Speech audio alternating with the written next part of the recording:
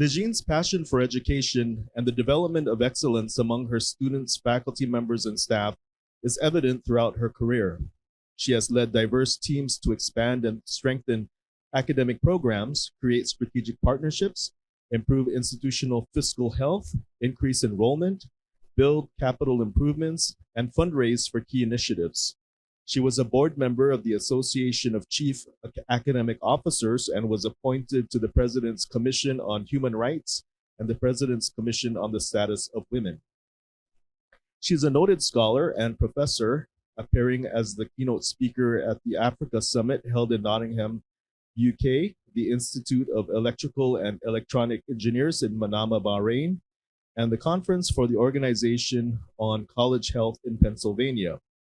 She has been recognized by her peers, students, and supervisors for her teaching and research effectiveness, and was twice named Faculty of the Year and Researcher of the Year, and received the Excellence in Teaching Award from the National Society of Leadership and Success. She served on the editorial boards of the Journal of Education, Business and Society, the International Business Law Journal, and the Clarion Business and Economic Review, and was the founding editor of the Atlantic Law Journal. She has served as the director of the Center of Research Excellence. She has also served as executive director of the Mid-Atlantic Association of Legal Studies in Business and in the House of Delegates of the American Business Law Association.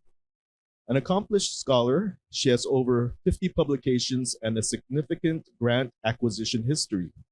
She is adept at building meaningful partnerships with government, civic, and business entities that are essential for community development. She has created 2 business incubators that operate train-the-trainers programs, gestate startups, offer opportunities for students and alumni, and provide a platform for data collection for applied research in business. Her extensive international experience includes work with the British Crown Government offices in Hong Kong to provide research for the Sino-British Joint Declaration, the United Nations to create a leadership academy for women in the Kingdom of Bahrain, the Carnegie Council for Ethics in International Affairs, and the American Councils for International Education to reform legislation and curriculum in support of transitioning economies in Kazakhstan, Russia, and Bulgaria, the Department of Trade and Industry in South Africa to further the goals of the Black Economic Empowerment Program, the Abu Dhabi Education Council to establish a federated data repository to improve higher education evaluation in the United Arab Emirates, and the American Bar Association to develop the human rights curriculum in Bahrain. Ladies and gentlemen, please join me in welcoming Attorney LeGene Quesenberry.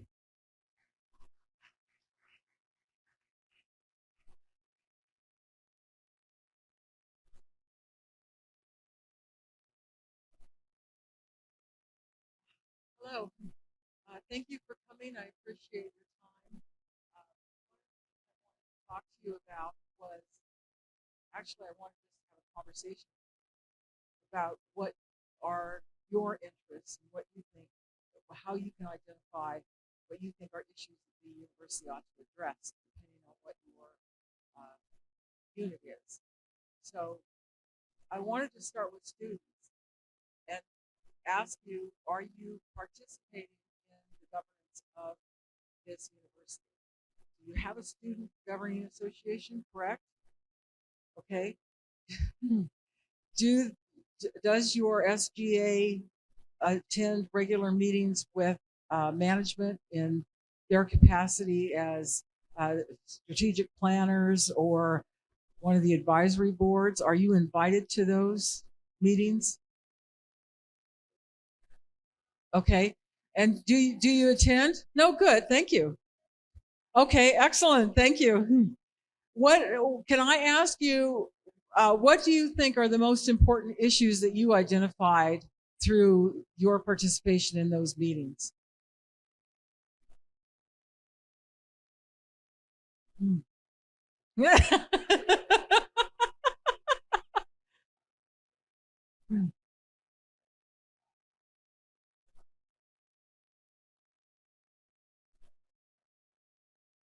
Right.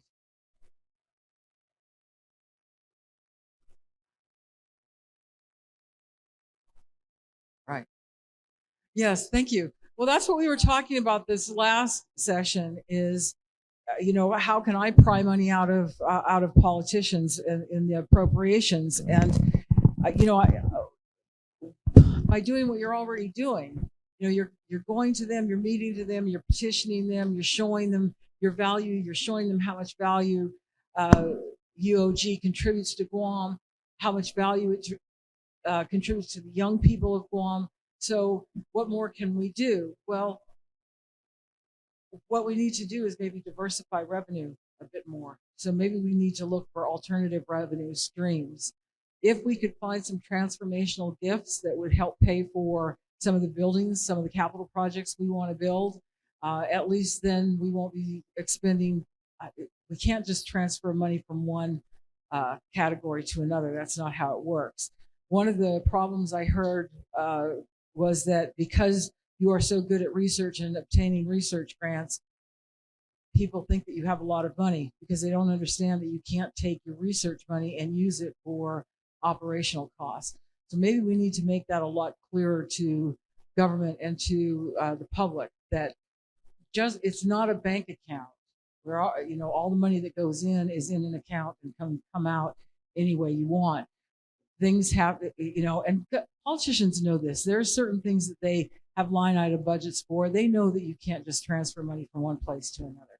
So I understand that problem, and I would be glad to work with you on how to make the population of Guam more interested in supporting UOG politically regarding getting more money. We're going through a budget process in the United States. I'm sure the mainland, but I'm sure you're aware of, where nobody seems, at least one side doesn't seem to understand what the budget is. So I don't know what's going to happen there. Okay, the next thing I want to talk to you about is there's alumni in this room, right? Okay, the alumni, representatives of the alumni unit. I'm sorry.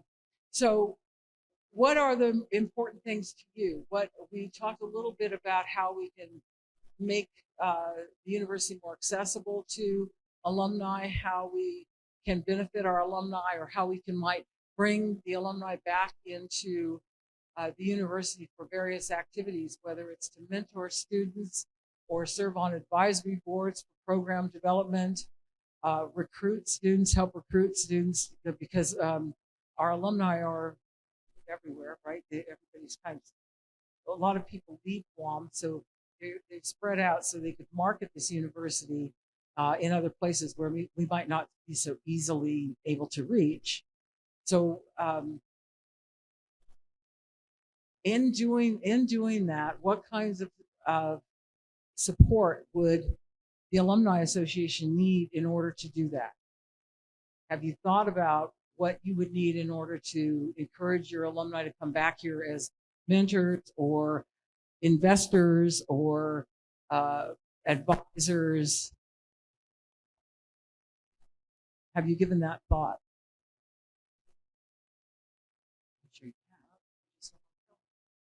Hmm.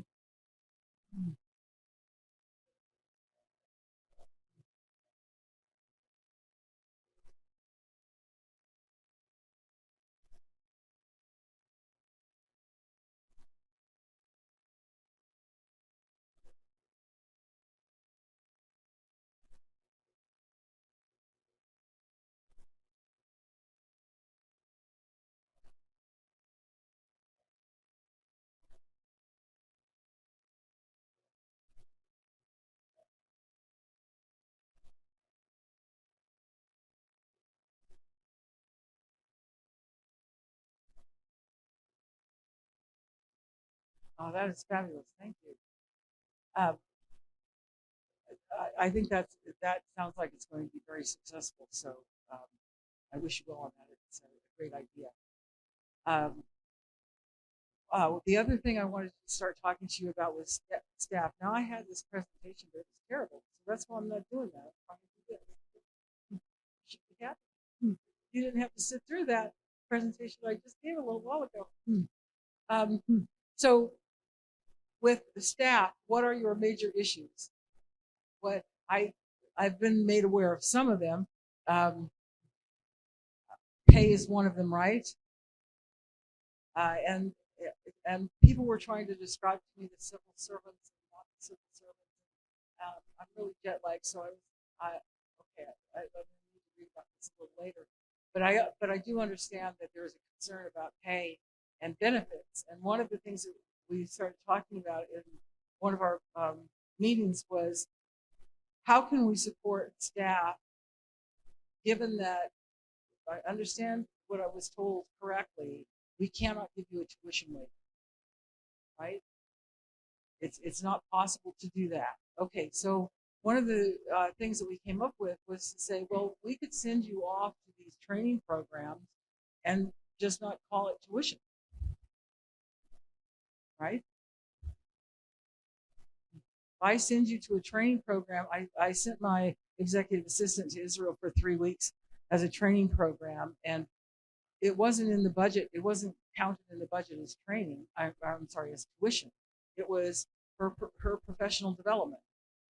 So there might be a way to start providing benefits to staff that will help alleviate some financial pressure, because we might not be able to give raises, but just by making sure that we're using the proper nomenclature to avoid any problems with the budget.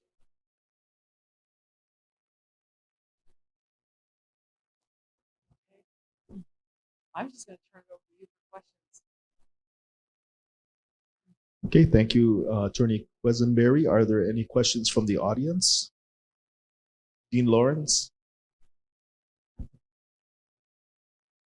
So there is a concern about in 2030 perhaps a cliff for enrollment because of the population and the current producers of kids that are going to be in college during that period of time are not as producing this as much as the baby boomers and Generation X. So with that in mind, coupled with a problem that we foresee when it comes to enrollment, where the challenges of trying to be viable as a university compared to other opportunities that this new generation is coming up with. My question would be to help, if you can, articulate and let us see what vision you have in terms of doing this, what they call in higher education, disruptive transformation, to be able to prepare the university for students who are currently in middle school, who are going to be here during the time the cliff happens, so that we can continue to get them and prepare them for jobs and opportunities that are not around yet. So how do we, it's tough because we cannot say that we're still the same 10 years from now as we are today. We have to do something, or else, because a lot of the other institutions across the United States are transforming. It's called disruptive transformation. They need to in order to stay viable. Thank you. Anytime that you're trying to attract students into a university, you're looking at a few different things. One is an environmental scan on what is necessary for the economy. Now this, for you, the good news is that your reach is very broad, because a lot of people, and I think this is the downside, a lot of your graduates will leave Guam. But what that means is for your environmental scan, what we're looking at for potential professions on Guam or jobs and employment opportunities gets bigger, because we know that sometimes your students will leave, or you lose a pretty big percentage of them, I think. So we can extend that environmental scan over into the mainland and other areas where students or graduates end up going. The other thing that we do is we look at what graduate programs, what certificate programs, what training programs can generate revenue for us. So what is necessary for the changing economy? How can we build a curriculum that will meet those demands, that will prepare students to work in those new jobs that are occurring, at the same time making sure that we have a diversified revenue stream, so that there is certificate programs for students that may not want to enter into, may not want to matriculate a whole 4 years. There may be employees out there that say, you know what, if a little bit of training on this subject, I would be better prepared for promotion, or I'd be better prepared to keep my job because I think there's going to be cuts coming, and I want to have the credentials on paper. So can we offer certificate programs? Can we offer training programs not only to the government but to local businesses? Can we work with the schools in Bahrain? Or I'm sorry, Nigeria? We had a STEM program where our students helped elementary school students in the acquisition of knowledge in the STEMs subjects. So our STEM students were going to these local elementary schools and helping teach young kids the STEM subjects in a way that was a little more engaging, I think, than they may have been used to. So what other kinds of things can we do? Can we create an incubator here for ourselves? Can we look at creating business opportunities so that we have auxiliary services that are making money? So do we have a food court for the students that we think would make money? Do we have, I know you're renting out space and making money from that.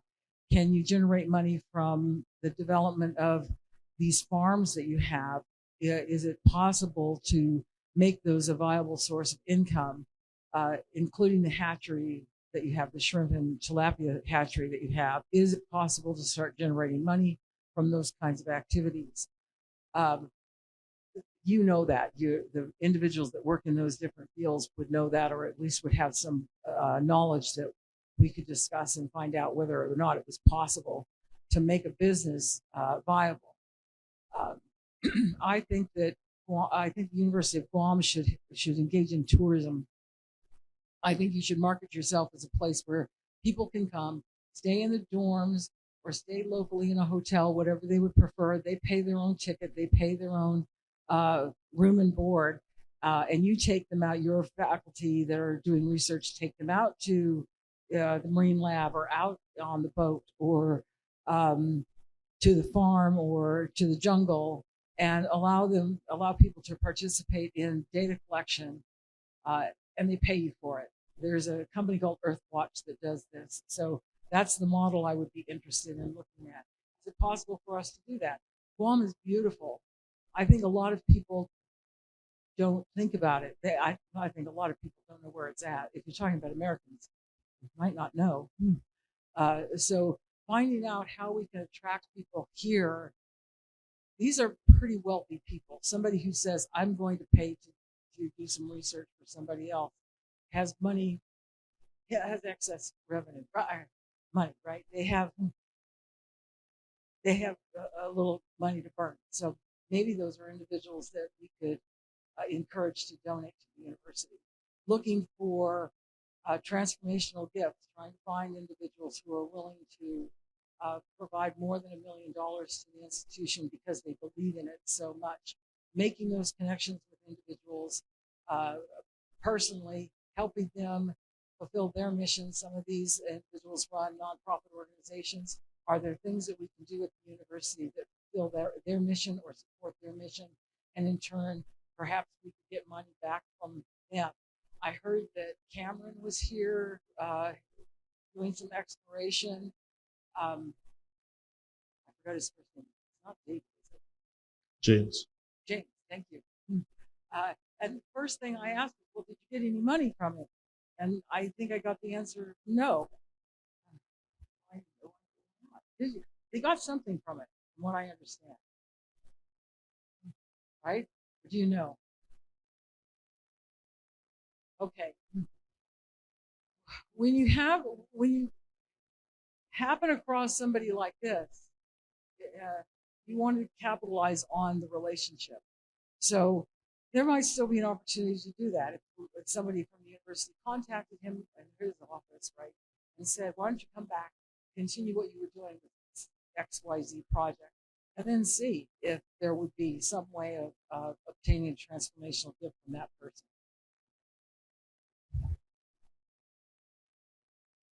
Okay, thank you, Attorney Quesenberry. Are there any other questions from the audience? Evander? Hi, I'm Evander de Guzman. I'm the interim student life coordinator here at UOG. Like the large number of residents here on Guam, there are also individuals from the Micronesian islands who come to our island to pursue a 4-year degree. And a handful of them attend the university with limited financial and emotional support. A large portion of UOG student population are on a quote, fixed financial plan where they rely heavily on FAFSA or scholarships as a main source to support themselves in their academic journey.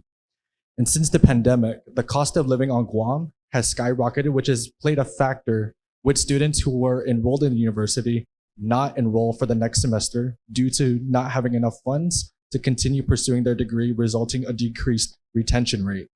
What are your plans to resolve a situation like this so that we can see an increase in our retention rate? Okay, thank you very much. Thank you for pointing out that, retention is the other half of enrollment management. We know we have to bring students in through recruiting, but we have to keep them for a couple of reasons, for revenue purposes, but because it's the ethical thing to do. We don't want to bring students into an environment and then crush their spirits by bailing them out because we recruited students that weren't quite ready for university at the time we recruited them. So how do we solve this problem? Well, tuition dollars are usually the biggest source of funding for operations of a university. So you've identified the biggest problem. We don't want to raise tuition in order to provide the revenue for faculty and staff salaries or for even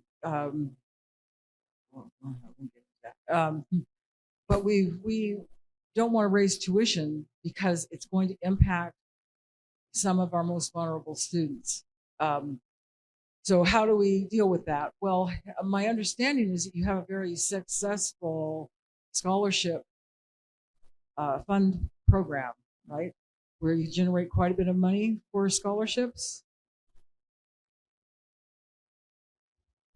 Okay, so that's a resource for those students. And I don't know what the application process is or how long that kind of thing takes.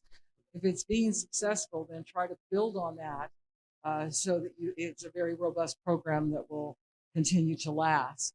What we were talking about before was what happens when students are no longer interested in any of the programs we offer.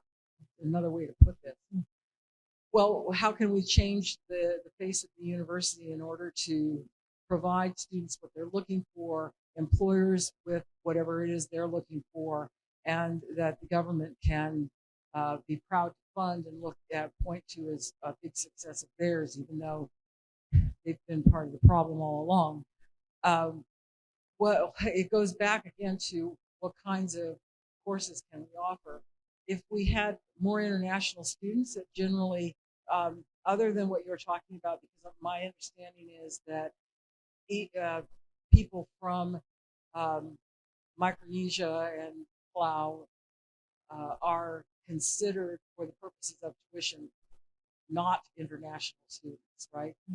Okay, so I think that's a good thing. We're trying to make sure that education is accessible to a population where it may have been historically unavailable. So going back to what you're talking about, let's continue to build these scholarship programs. There's new ways to do this kind of thing. The Alumni Association can be really valuable in scholarship development. The students themselves, if we showcase what you're doing and who you are and what you've accomplished, there will be people who will be generous with making sure that the university is enabled to do that for other students. Thank you, Attorney Quesenberry. Are there any other questions from the audience? If none, I'm going to my stack of cards. Question from one of the cards is, if selected for this position, what are your plans to pay out the 22% pay raise that went into effect on April 1st by the governor and Public Law 37-3? Was that for civil servants? Yes. For classified employees, right? That's that conversation I had when I was too tired. Okay. Don't know. I don't know. I would have to sit down with finance. We'd have to look at budget. We'd have to look at how many people we have. We cannot get rid of those people, can we? Just an idea. Okay.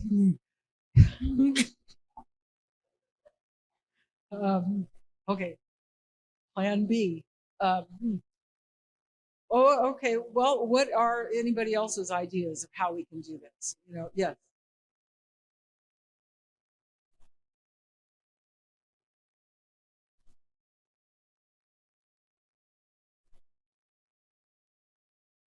Accepts the law.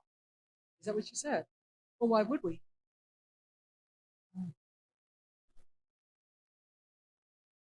Right, but we want to raise tuition, don't we? We want to have good. Well, there's problem solved.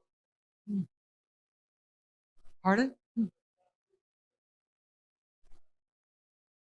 Okay, I'm fascinated with this, how you can decide not to accept the law. But anyway, we'll talk about that some other time. Maybe Attorney Quesenberry, just Yeah. point of clarification from our Chief Marketing Officer, the Yeah. back, regarding that. Oh, yeah. Jonas. Hi.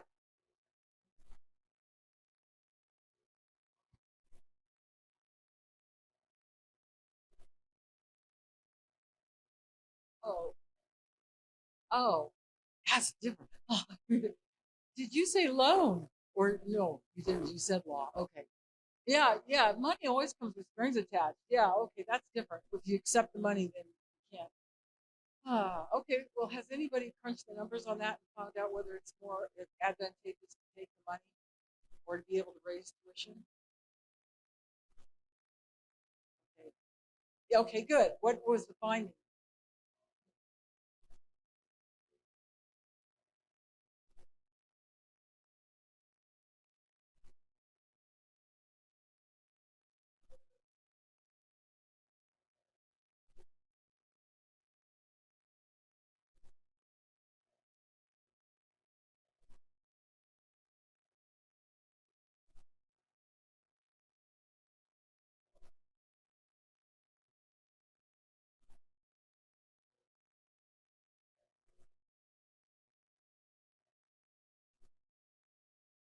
Okay, thank you. Is there a timeline? Is it all going to go at once, or is there has there been a plan to say we do 4% this year, 5% next year, or it doesn't work that way? Yeah.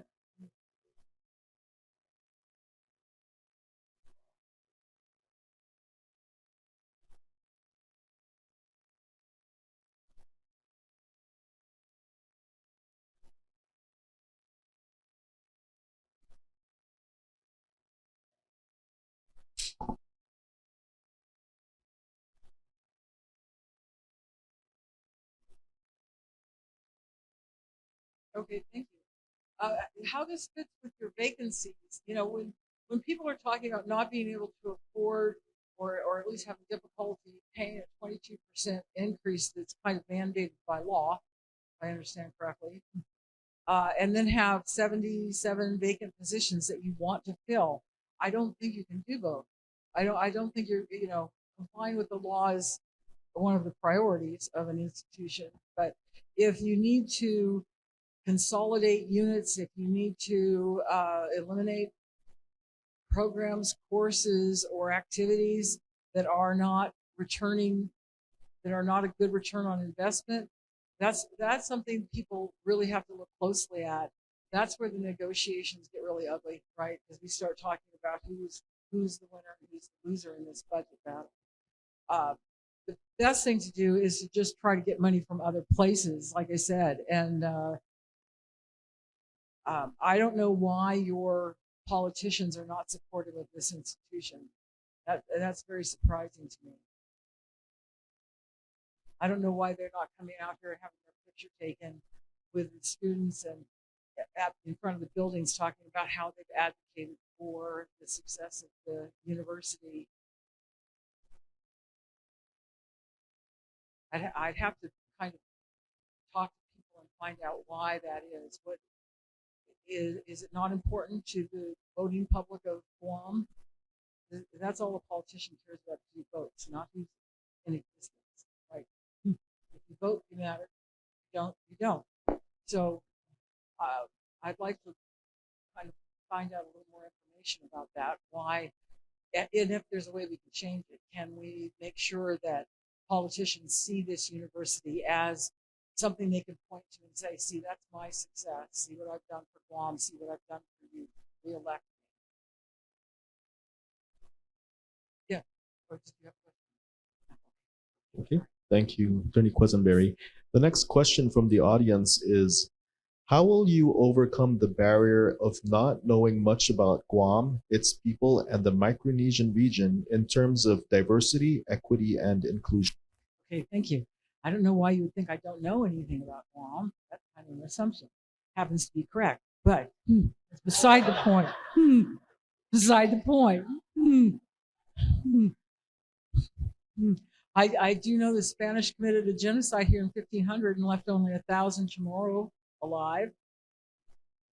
I know how important Guam was during the Pacific World War II. I know there's great diving here. I've been here before. This is not my first time. How I have approached, look, the reason that I'm a world traveler and the reason that I wander all over the planet, and if you've heard where I've lived and where I've worked, you know that's true, is because I want to be challenged by the world. And what I mean by that is I want to learn everything I can about people everywhere. And this is one area in the world where I've worked. I've worked in Hong Kong, I've worked in South Korea, and I've worked in China. But I have not worked in an academic environment in this world, and I would love to. So how do I approach getting to know something about culture? Well, I talk to you. You know, there's this cultural center. I want to go over there and find out what's available for me to read and look at. I want to go to that village, the market village. Chamorro Village. Yeah, Chamorro Village, so that I can at least see what is available, what I haven't seen before. But the best way to learn about people is to talk with them, work with them, listen to what they have to say, listen to their music, look at how people dress and what food they eat, and what if you can learn some of the language. And I'm really bad at that. I mean, really bad, but I would try. If I could learn just a handful of words, that would be, I think that would be important. So those are the kinds of things I'd like to do. And the next question from the audience is, why UOG president? Oh, well, as I said, I haven't worked in this region before. I've been a successful president under extraordinarily difficult circumstances.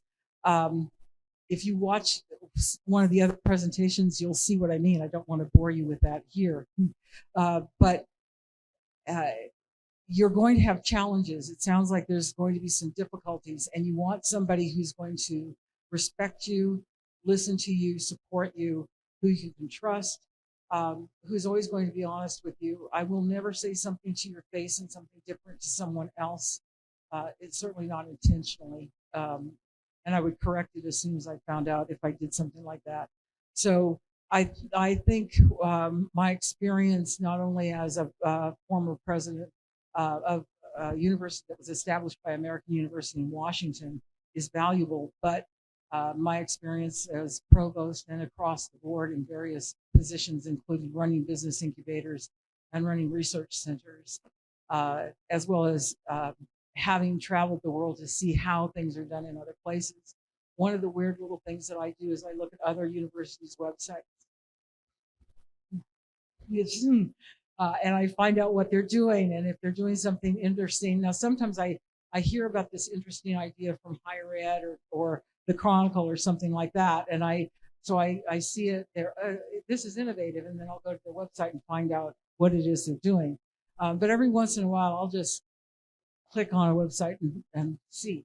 And one of the things we can do is learn from each other. I've stayed in contact with presidents of former presidents and current presidents of universities that work in various parts of the world, and I can call on those individuals to ask for advice and to have conversations with about how to handle particular issues they may have experienced themselves. So that's how I would approach it. Okay, thank you, Attorney Quesenberry. The next question from the audience is, as president, can you give an example of how you will bring the UOG community together? That implies there's something wrong, right? Is there, who's mad at who? Hmm. Hmm. Hmm. What, I'm sorry, what, can you tell me a little bit more about why you think why would you think you're not together? I'm not trying to avoid the question, I'm trying to understand it better. They're not going to admit it. Okay, well, yeah, you don't have to out yourself, I understand. Okay, how do we build camaraderie and esprit de corps? I think is kind of what you're asking. I hope so, because that's what I'm going to talk about. So again, I think it's very important to recognize people's accomplishments, and this can be done in really simple ways. Thank you notes. Somebody works on something, I send them off a thank you note. It means something to people. Having recognition lunches or dinners can mean a lot. Making sure that if somebody has chaired a committee and has done an incredibly good job, that there's the person that would be their supervisor writes a good letter for their file for promotion or continuation, or whatever the circumstance is, so that there's some documentation of that good work that people do. Trying to recognize people through awards, trying to recognize people through some sort of bonus or release time if you're teaching a course, or release time if you're a staff member and you want to attend a class. Can you leave work an hour early or have lunch off so you can go to a classroom and continue your own professional development? Can we somehow recognize you by sending you off to some sort of training conference, no matter who you are, whether you're a student or alumni or staff member? What kinds of things can we do to make sure that we're all working together? I think respecting each other, listening to one another, try to give people a break if something isn't going well, right? Sometimes people get in over their head by taking on something they haven't done before. That's how we learn. If you're doing the same thing over and over again, you're not learning anything. So if someone has taken on a new project and they're struggling with it, or you don't like how they're doing it, try to reach out and help them instead of, back by into the hallway and criticizing people. Because believe me, people know that if you are one of those individuals that criticizes and criticizes, it gets back to the person you're talking about. And that, what value is that? You're not going to help, just stay quiet and do your own thing. Okay. Yes, thank you. Okay, the next question from the audience is, if selected as president, what are your 3 priorities of focus during your first year? Well, throughout the day, it's changed. First of all, depending on who I'm talking to, it makes a difference. But the strategic plan is what guides these. Unless you have an emergency situation that comes up, the strategic plan has been this incredible process. I think I talked to you about this before. I'm sorry if I'm thinking of the other session. But that plan process involves a lot of people and takes a lot of time. And if we don't want to ignore it after all that work's been done. So I would want to look at those priorities in the strategic plan and see, okay, what are those main issues that we can take on? Now, meanwhile, I'm hearing that there are some, serious budgetary problems and things that might need immediate attention. So you cannot decide, well, I'm going to work on these 3 things. Leave me alone while I get these 3 things done. You have to be able to work simultaneously across the board on a lot of different kinds of problems. Now, fortunately, we're in an environment of shared governance. No president does things on their own. We don't make our own decisions. That would be foolish, because I need you. I need advice from you. I need information and data from you. I need your support. Uh, I need you to tell me what you need. I need you to tell me what the obstacles are, and then I need to go forward and convey that to the people who make decisions that might impact your life and make it better. Okay, thank you. The next question from the audience is, from your vast and global experiences, what are some fields that should be introduced here in Guam? For example, tourism, AI, etc. Okay. Oh, AI. That's a scary one. We've now got people on the mainland saying, "Geez, put the brakes on AI." I tend to I kind of agreeing with that as little as I know about how that stuff works. What I can't answer what I think programs should be without getting information from your Economic Development Council, your Labor Department, from you surveying the needs of the economy. But what I'm understanding is tourism, the military, and I don't know, the third pillar of your economy, tourism. Oh, the government. Thank you very much. Okay.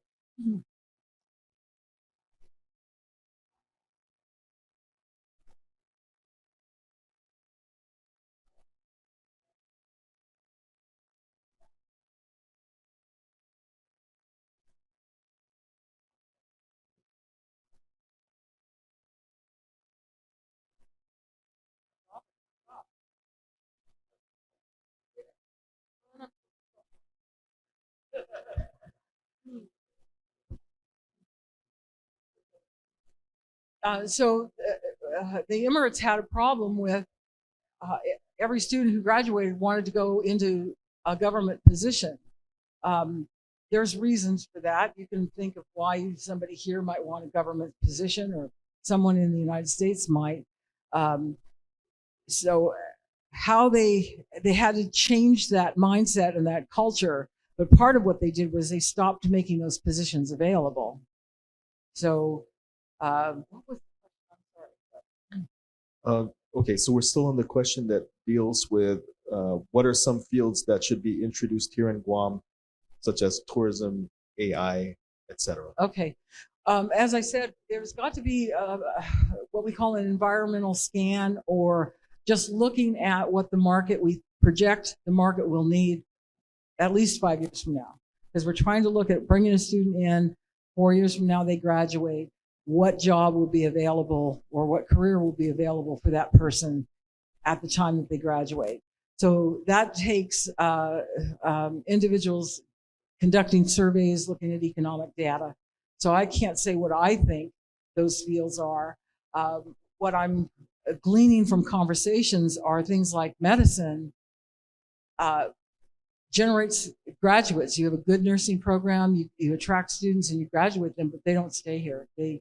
Because their profession is demanded somewhere else, they can leave the island and make more money. And we have to encourage people to do that. We can't stand in the way of individuals that want to improve their financial situation.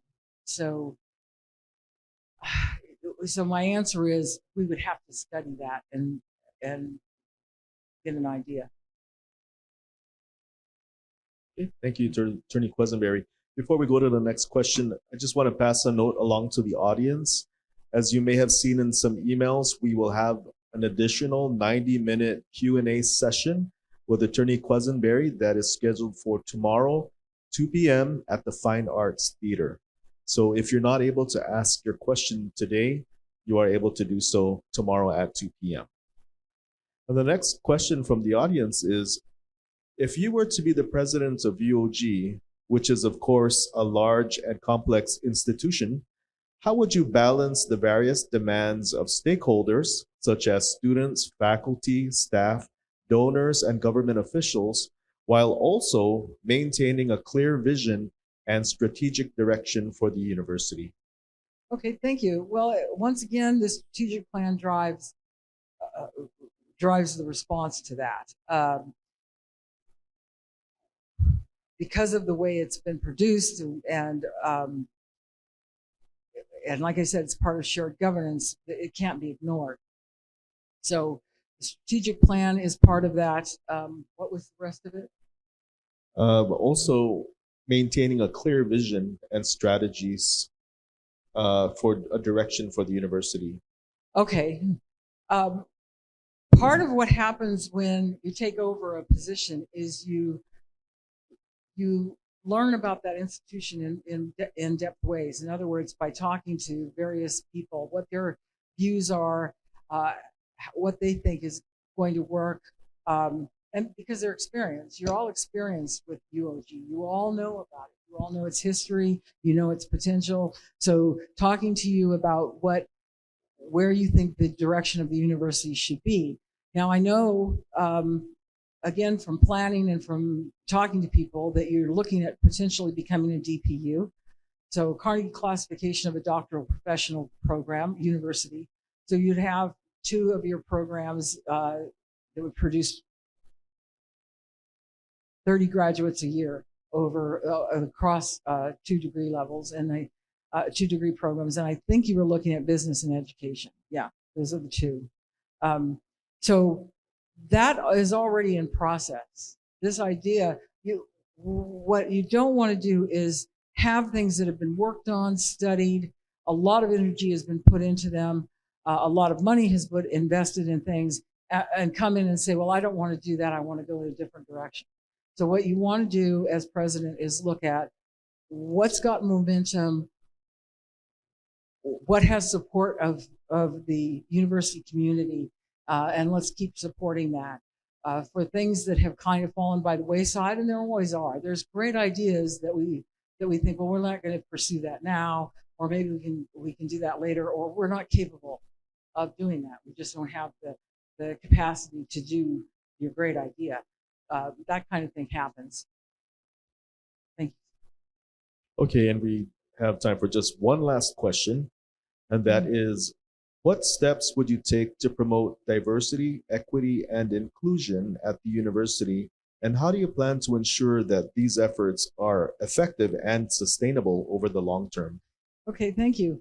I've never had any issues with this. You know, there's policy, you've already got policy in place regarding non-discrimination and equity. You want to make sure that people that hold the same rank and position and do the same job are paid the same, regardless of what their immutable characteristics are. It's really easy not to discriminate against people, by the way. It is. What we'd want to do is look at the faculty composition and see, okay, can we recruit in areas maybe we haven't recruited in order to increase the diversity of our faculty? From what I see, it looks like you've got a fair degree of diversity. The students, from what I've seen and run into across campus, you seem to have a good percentage of diversity already. So how do we maintain those kinds of things? Well, we recruit in certain places so that we're not ignoring particular groups. We make sure that individuals have the right information regarding financial aid and how to enroll in a university, and we make sure that information is accessible to them so that it's easy for someone to apply or to apply for financial support.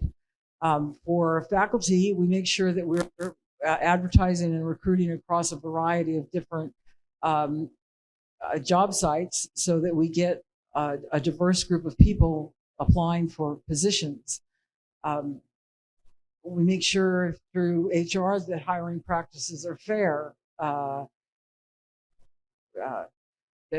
And you've got a whole process in case it's not. In case you have a problem, there's a whole process you can go through where you file a complaint, and then we sort it out. We can see whether or not there's evidence to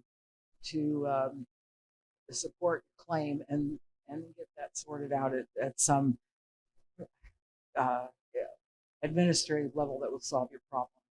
So increasing diversity is a matter of recruiting, marketing, retention of people, making sure that once somebody's here, that they're treated fairly and treated with respect and paid the same. or similarly, depending on what the position is. Okay, thank you very much, Attorney Quesenberry. Ladies and gentlemen, this concludes our presentation with Attorney LeGene Quesenberry. Have a great afternoon. See you soon.